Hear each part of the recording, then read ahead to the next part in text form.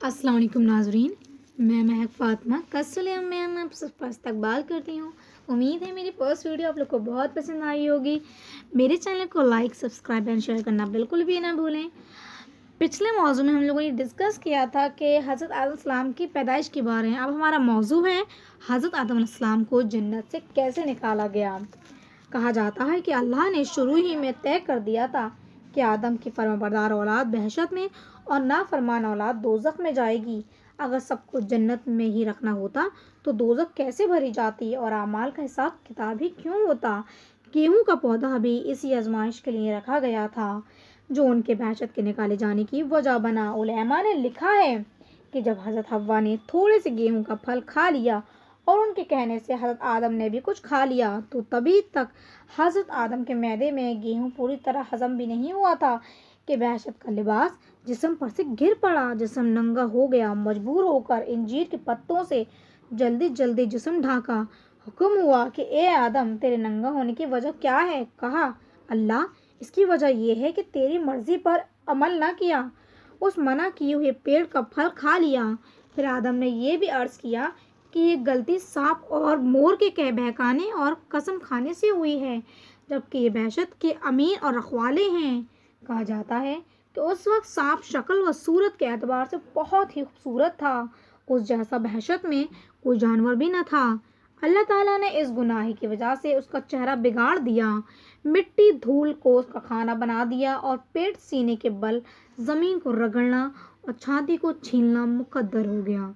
इसी जुर्म के अजाब के तौर पर हज़रत हव्वा और उनकी बेटियों को जन्ने का दर्द दिया, हैज़ माहवारी की गंदगी दी और खाविंदों के हुक्म में रहना और उनकी ताबेदारी करना तय कर दिया। मोर को भी सज़ा मिली, उसको भी बदल गई। चुनाचे पाँव तो बदसूरती के लिए मशहूर ही हैं। फिर हुक्म हुआ कि सबके सब बहशत से निकलो और ज़मीन पर उतरो और आपस में एक दूसरे के दुश्मन बने रहो। इस तरह आदम, हव्वा, शैतान, सांप और मोर सभी जन्नत से ज़मीन पर जिल्लत और रुसवाई के साथ पहुंचे और सज़ा के तौर पर सब के सब अलग रखे गए। रिवायत यह है कि हज़रत आदम सरांदपाद में, हज़रत हव्वा जिद्दाह में, शैतान सीस्तान में, सांप अस्फहान में, मोर काबुल में उतारा गया। इसी तरह इब्लीस और आदम की औलाद में हमेशा हमेशा के लिए दुश्मनी पैदा हो गई और क़यामत तक रहेगी।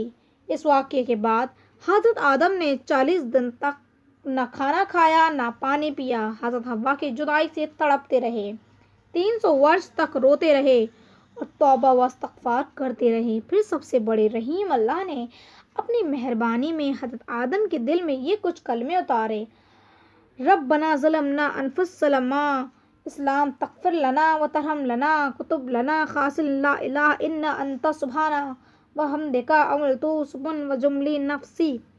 ए हमारे रब, हमने अपने पाप पर जुल्म किया है और अगर तूने बख्शा नहीं तो हम रहम न किया तो हम ज़रूर ही घुट घुट कर मर जाएंगे और तेरे अलावा कोई इबादत के लायक नहीं। तू पाक है हर गलती से और तेरी हर पहलू से तारीफ़ है। मैंने एक खता की और मैंने अपने आप पर जुल्म किया, ये तो मुझे माफ़ कर दे। इन कलमों के पढ़ने के बाद हज़रत जिब्रील आए और गुनाह की माफ़ी की खुशखबरी लाए। हज़रत आदम बहुत खुश हुए। इस खुशी में अल्लाह का इशारा पाकर उन्होंने चाँद की तरह 14-15 तारीखों के रोज़े रखे। इन रोज़ों से उनके कल्ब को इत्मीनान हुआ और जिस्म को राहत मिली। इस दुआ और रोज़ों की इस बरकत की वजह से कहा जाता है कि आदम का औलाद में से जो भी इस दुआ को पढ़ेगा और इन 3 रोज़ों की हर महीने में आदत रखेगा, उसके गुनाह माफ़ हो जाएंगे और उसका दिल गुनाहों से साफ़ हो जाएगा। इसके बाद हज़रत आदम को हुक्म हुआ कि खाना काबा की बुनियाद रखें। हज़रत आदम ने जिब्रील की तालीम से और फरिश्तों की मदद से काबे की बुनियाद रखी और हज़रत असवद को, जिसे वो अपने साथ बहशत से लाए थे और उसमें ऐदनामा और कौल व करार रोज़े अलसद का खुदा ने रखा था, काबे में एक तरफ जमाया। काबा तैयार होने के बाद हज़रत जिब्रील ने हज और तवाफ़ के तरीके बताए। हज़रत आदम इन सब से छुट्टी पाकर हज़रत जिब्रील के कहने से عرفات پہاڑ پر چڑھے۔ حضرت حوا بھی حضرت آدم کے لیے پریشان تھیں۔ گھومتی پھرتی وہ عرفات پہنچ گئی تھیں۔ دھوپ اور گرمی سے ان کا رنگ بھی بدل گیا تھا۔ دونوں ایک دوسرے کو نہ پہچان سکے۔ حضرت جبریل نے ایک دوسرے کو پہچانوایا۔ دونوں کا ملن ہوا۔ پھر دونوں اللہ کی مرضی کے مطابق سران دیپ کو آئے۔ حضرت جبریل نے گیہوں، روٹی اور لکڑی پہنچائی، کھیتی کرنا سکھایا، 2 بیل بھیجے اور دونوں محنت مشقت مگر سکون کے ساتھ روٹی کھانے کمانے لگے۔ امید ہے میری ویڈیو آپ لوگ کو بہت پسند آئی ہوگی۔